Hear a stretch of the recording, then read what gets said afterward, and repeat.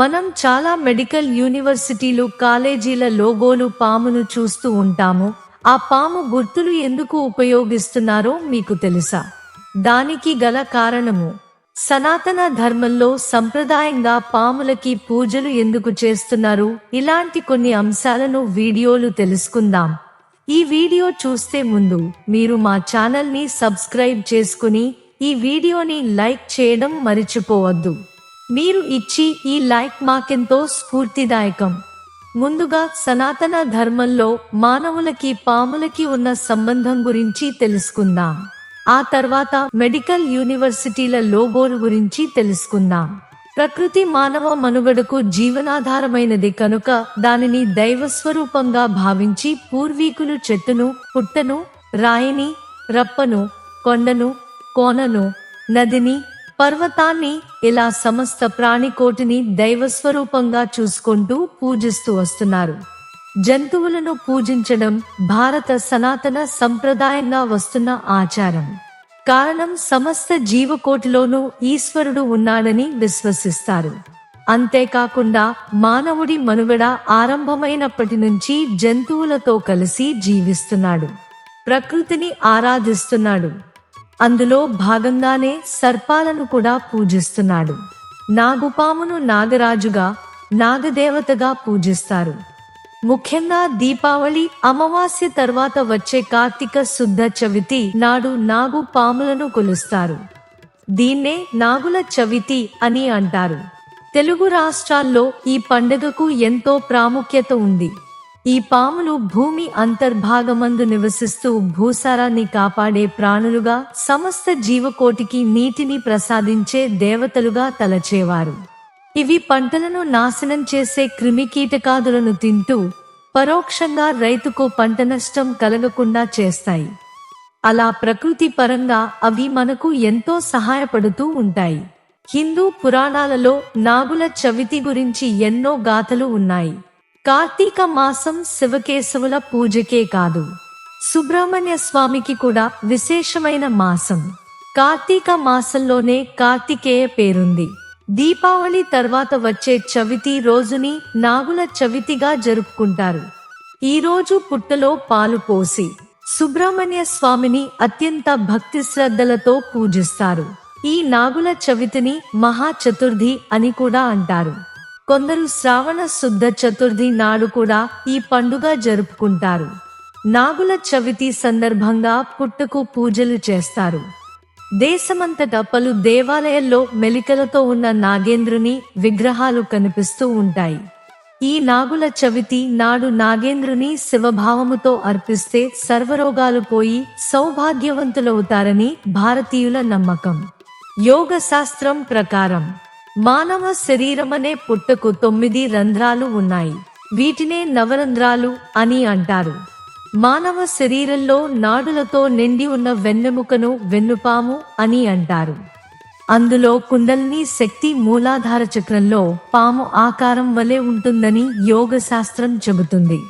ఇది మానవ శరీరంలో నిద్రావస్థలో ఉంటూ కామ, క్రోధ, లోభ, మోహ, మద, మత్సార్యాలనే విషాలన్నీ చిమ్ముతూ మానవునిలో సత్వగుణ సంపత్తి హరించి వేస్తుందని చెబుతారు. అందుకే నాగుల చవితి రోజున ప్రత్యక్షంగా విషసర్ప పుట్టలను ఆరాధించి పుట్టలో పాలు పోస్తే మానవునిలో ఉన్న విషసర్పం కూడా శ్వేత తత్వం పొందుతుంది. శ్రీహరికి తెల్లని శేషపాన్పుగా మారాలనే కోరికతో ఈ విధంగా చేస్తుందట. పుట్టలో పాలు పోయడానికి గల కారణం ఇదేనని పెద్దలు చెబుతుంటారు. నాగుల చవితి రోజు ఆవు పాలు పుట్టలో పోసి నాగపూజ చేసి చలిమిడి, చిమ్మిలి నువ్వులతో చేస్తారు. అరటిపళ్ళు, తాటి బుర్రగుంజు, తేగలు మున్నగున్నవి నివేదన చేస్తారు. ఆ సందర్భంగా పుట్టవద్ద దీపావళి నాడు మిగిలిన మతాబులు, కాకరపు ఒత్తులు, టపాసులు మొదలైనవి చిన్నపిల్లలు ఎంతో సంతోషంగా కూడా కాలుస్తారు. భారతీయుల చాలా ఇళ్లలో ఇలవేల్పు సుబ్రహ్మణ్యేశ్వరుడే ఆరాధ్య దైవంగా పూజిస్తారు. కాబట్టి వారి పేరును చాలా మంది నాగరాజు, ఫణి, సుబ్బారావు వగైరా పేర్లు పెట్టుకుంటూ ఉంటారు.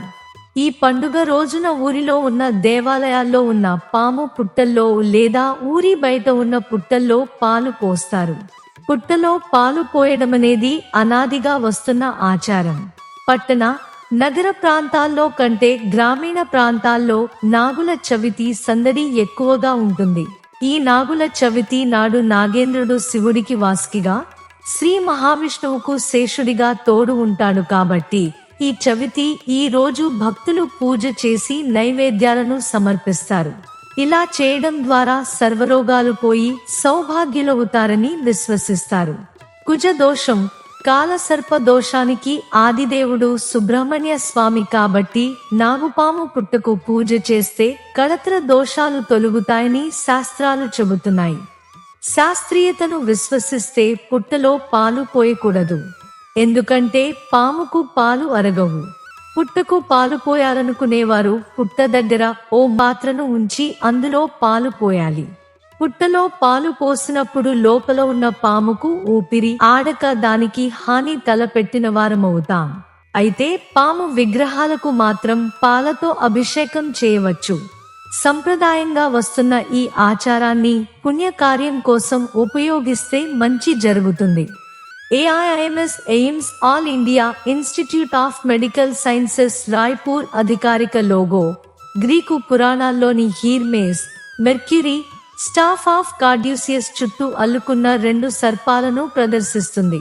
పైన ఒక గుండ్రని నాబ్ మరియు రెక్కలు ఉన్నాయి. 2 సర్పాలు పీనియల్ గ్రంథి మరియు పిట్యూటరీ గ్రంథిని సూచిస్తాయి. ఇవి 2 విప్పినప్పుడు పాములాగా కనిపిస్తాయి. మధ్యలో ఉన్న భాగం వెన్నెముకను సూచిస్తుంది. నాబ్ మెడ భాగాన్ని సూచిస్తుంది మరియు రెక్కలు మెదడు యొక్క 2 అర్ధగోళాలను సూచిస్తాయి. మెదడు యొక్క ముడతలు గల క్రాస్ సెక్షన్ శైలీకృత రెక్కల ఆకారం మరియు ఆకృతిని కలిగి ఉంటుంది. పాముల ఖండనల సంఖ్య ఎండోక్రైన్ గ్రంథులు లేదా చక్రాలకు అనుగుణంగా ఉంటుంది. లోగో సంస్కృత శ్లోకంతో మిళితం చేయబడింది. ఆరోగ్యం, సుఖ్ సంపద. పాముకు జోస్యం, కళలు మరియు వైద్యం వంటి మాయా శక్తులు ఉన్నాయని నమ్ముతారు. దేవతలు పాముల వేషంలో భూమిపై కనిపించారని గ్రీకులు కూడా నమ్ముతారు. గ్రీకులు, ఈజిప్షియన్లు మరియు హిందువులు పామును దేవతలకు తోడుగా పూజించారు. ఎందుకంటే చర్మం మరియు పునరుజ్జీవనానికి ప్రతీకగా ఉద్ఘాటించారు. హాయ్ ఫ్రెండ్స్, మీకు ఈ వీడియో నచ్చినట్లయితే మీ బంధుమిత్రులకు షేర్ చేయండి. ఇలాంటి మరిన్ని వీడియోస్ కోసం మా ఛానల్ ని సబ్స్క్రైబ్ చేయడం మర్చిపోవద్దు. పక్కనున్న బెల్ బటన్ నొక్కడం ద్వారా మేము చేసే ప్రతి వీడియో మీకు నోటిఫికేషన్ ద్వారా వస్తుంది. అలాగే మీ అమూల్యమైన అభిప్రాయాన్ని కామెంట్ రూపంలో తెలియజేయండి. ధన్యవాదాలు. జై భారత్.